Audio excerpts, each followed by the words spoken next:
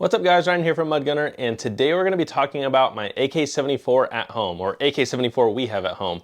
And that is going to be these two arsenals right here. They are both the exact same model, and they are a discontinued arsenal, or at least discontinued here in the United States. We are currently not bringing them in, but I just wanted to talk to you guys about it.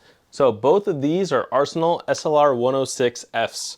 So they are chambered in 5.56, that's why it's AK74 we have at home. It's not like an actual AK74, but I think this is probably the most comparable thing or closest thing that I have to one. Well, definitely that I have to one, but just in general. And yeah, so if you're not familiar, an AK-74 is chambered in 5.45 by 39 instead of 7.62 by 39.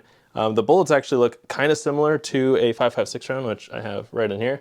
They do look a little similar, not exact, but similar. I think grain weight is also kind of similar. I don't remember off the top of my head. I don't actually own an AK-74 yet. I will at some point, I just don't own one yet. And I'm kind of kicking myself because over the years, I've had a lot of chances to buy Arsenals in 5.45, Russian Vepers in 5.45 for sub $1,000. Like I could have bought a 5.45 Veper for like 600 bucks years ago. I chose the 7.62 by 39. I had both options in front of me.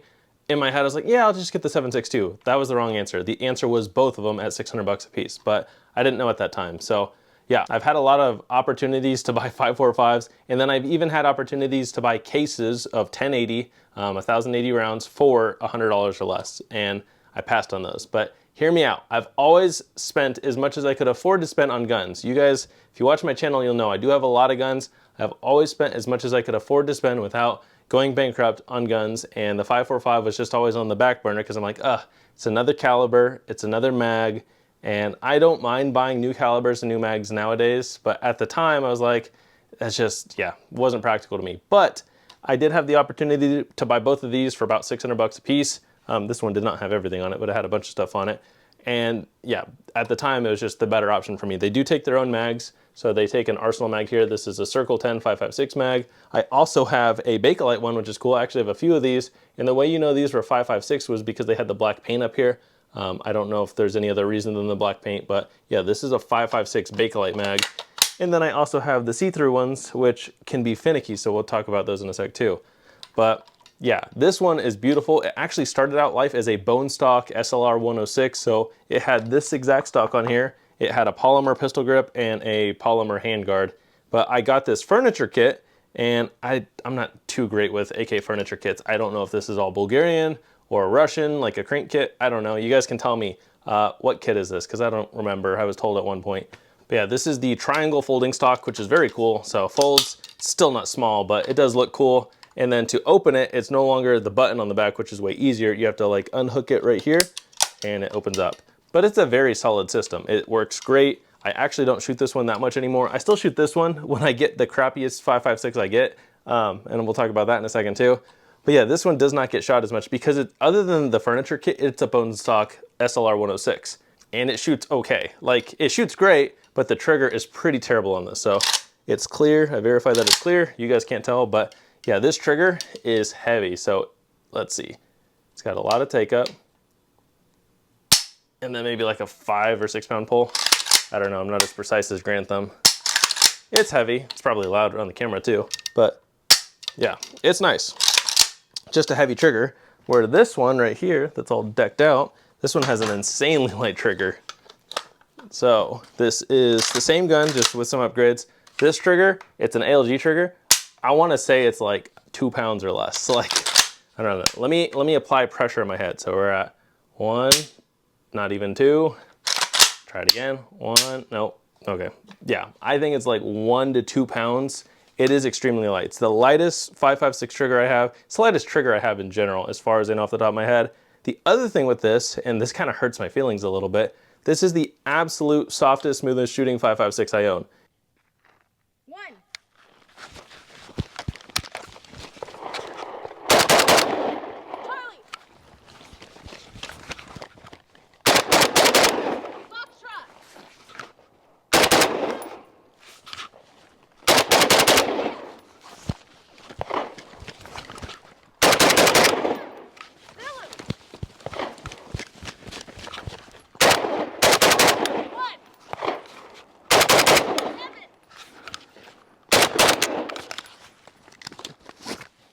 Oh, wrong one.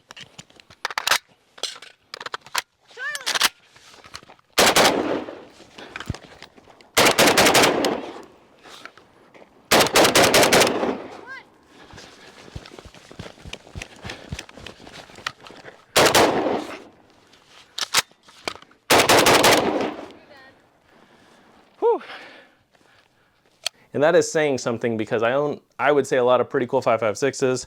I have the Scar, the HK MR556, the CZ Bren, the Tavor. I have a lot of different piston-driven 5.56s that cost a lot more money than this thing did, and this thing blows them out of the water as far as how fast I can shoot it, how like flat I can keep it. Yeah, it's just a very smooth system, but it's not stock. So we're gonna talk about it. I did buy it basically internally the way it's set up. There's only a few things I've changed on here. So this is, again, this is an SLR 106F. I don't know the exact difference between the FR and the F because I think the FR might be fixed rifle stock. I don't know, but yeah, 106F, same thing, side folding stock. This is the factory stock. It works very well. And the way you open it is pretty cool. You just press this button right here and it pops open. I have a Blue Force Gear sling on here, and it came with this ALG trigger. It came with this rail. This is a Texas Weapon System rail. So what's cool about this, you pop it open and it pivots. You can clean it, close it, and it's very accurate. Like, it doesn't lose accuracy at all. It's very solid. I'm running an EOTech on here right now that we'll talk about in a sec. It did come with this charging handle. This is a Zenitco charging handle. It's a P, whatever the Russian symbol is, PN1, I don't know, but it came with that, and it's a very nice charging handle. It's the only Zenitco part I own. So it came with that, came with this Magpul 4N, it came with this BCM grip, it came with this Crimson Trace laser on here, which is kind of ridiculous, but it's actually accurate, so I've never taken it off. I might actually take it off here soon and just trade it towards something at the store, because I don't use it, but I have shot with it, it's very accurate. I put this Surefire light on here, it's just a little mini scout light. It's a very low lumen one, nothing too fancy. And then it came pin and welded with this muzzle brake. I don't know exactly who makes this brake. It's got your traditional AK74 brake like this one, but then it's also got these slant cuts in the side right here, and it's pin and welded. So I don't know the exact barrel length of this. I'm gonna guess, well, you guys are probably gonna know before I do. It ends at the gas block right here. So it's probably about a 13-inch barrel. I don't know, but this is pin and welded on here, so I cannot take it off. That keeps it 16 inches overall. I get messages fairly often about like SBRs and pistols and stuff. So just very quickly, a pistol would have less than a 16-inch barrel but not have a stock on there. A rifle has to have a 16-inch barrel and a stock. Well, a rifle, the shortest barrel length you can have is 16 inches. It could be longer than that.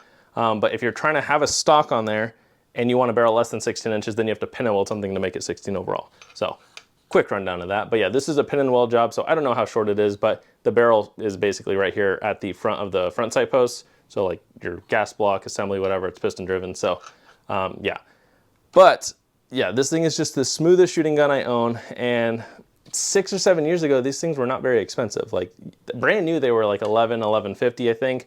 And used, you could find them fairly often, or at least at our store, because we had way more than just these two come through.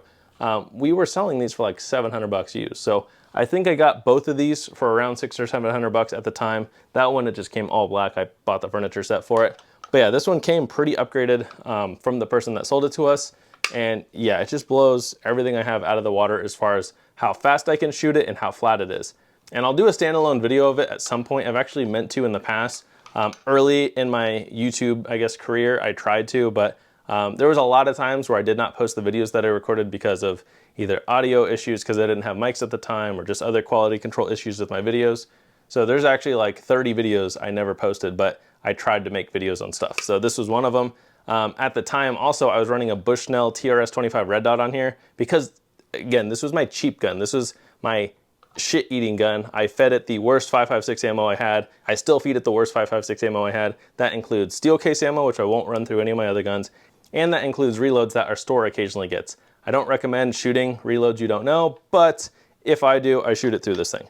So yeah, at the time I had a Bushnell TRS-25 because it was a cheap gun and I did not want to dump a lot of money into it because I was feeding it the worst ammo possible. But now these are actually really hard to get, and I haven't looked at prices recently, but they're probably, I would say maybe around $2,000. I think you're gonna pay more for this than you would a milled receiver one, which is a SAM 5 for 5.56 or SAM 7 for 7.62 by 39. So are they worth it? No, not as far as like just gun goes, because the milled receiver guns were always more expensive than the stamped receiver guns. But because they're not bringing them into the country anymore, you're gonna pay more for the stamped receiver gun than you would a milled receiver gun if you buy it privately. But gun-wise, it's not worth it. They are lighter than the milled receivers. I have a SAM 7 now, and I haven't shot that one yet. It's a really cool 1 of 10 camo. I'll shoot that on the channel at some point too, but The Sam series, I would say, is the better gun, and they now come with better triggers than what these ones came with, because these old triggers are just whatever. They're kind of basic.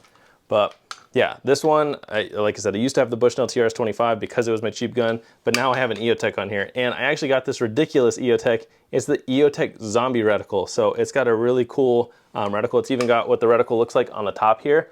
It's a ridiculous reticle. Like, honestly, the reticle's cool. It's the zombie stopper on the side. Yeah, zombie stopper.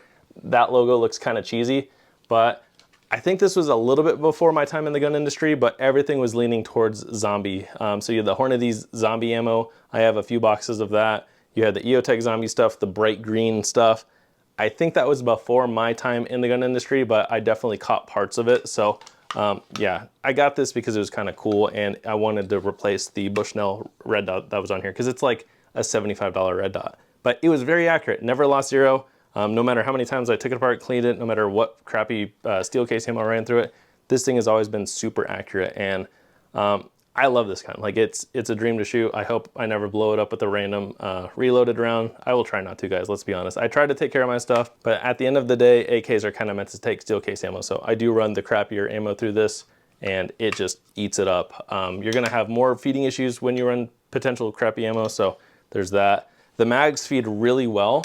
So there's two different, well, I guess 3 different mags if you count that one, but the 2 main mags that you'll see are the solid black ones or these translucent ones. And I loved using these, and I still use them, but I discovered something talking to another AK person. These translucent mags, they crack at the feed lips, and I didn't know that until I talked to someone, and then I look back at I have 2 of these that I use for range. I have a couple of them that I just store as like rainy day mags, and yeah, both of my range mags have cracked feed lips. It's like right here, there's like a little crack, and it's just from rocking the mag into the gun. So that is an issue. And just in general, clear mags are gonna always be more fragile than solid mags. It's just the way the material works. Other than like Lancer mags, those things are pretty indestructible from my personal experience. I have heard some people have issues, and those are AR mags, but I use a lot of Lancers, no issues there. They even do clear. That's why you have issues with the Magpul T mags, because all clear mags just tend to be more brittle than solid black mags. So if you want durability and longevity, choose a solid black mag. I know it doesn't look as sexy, but they are still very functional. So yeah, I tend to just run mostly these now, but I still like these, and I have 2 dedicated range mags like this, but that are already cracked at this point, so it doesn't matter.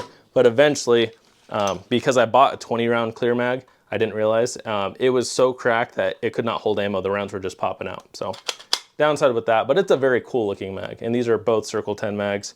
I don't know who makes that one, but yeah, these ones are both stamped Circle 10. So yeah, these are just, again, my AK74s I have at home. I love shooting them. This is the fastest shooting 5.56 I have, especially with that trigger. It's the lightest rifle trigger I own by far, and the gun just shoots very well. And if you don't want to dive into like the 5.45 or the AK74, you could definitely do a nice 5.56 AK like this. I like the Texas Weapon Systems rail. Other than that, I think it's just the standard, what's it called, bolt carrier group. I don't think there's anything adjustable with it. So it's just the standard bolt and bolt carrier group as far as I know, but it's just a soft shooting gun. Whoever built it or did the barrel work and the trigger work, like, it's just amazing. So AKs are also very easy to take apart, in case you didn't know. But yeah, I love this gun, and I will do a standalone video of this one. And when I do the video of this one, I'll also shoot that one just so you guys could see. But yeah, I do really like these arsenals. And if you want an arsenal, like, you can find the milled receiver ones for fairly cheap right now. Not like cheap as in sub 1,000, but I've seen some of the milled receiver arsenals right now for 11 or 1,200 bucks, which is actually a pretty good deal. So I like them, and yeah, it's just a sweet gun. So thank you guys for watching. I hope you enjoyed, and stay tuned for my next video.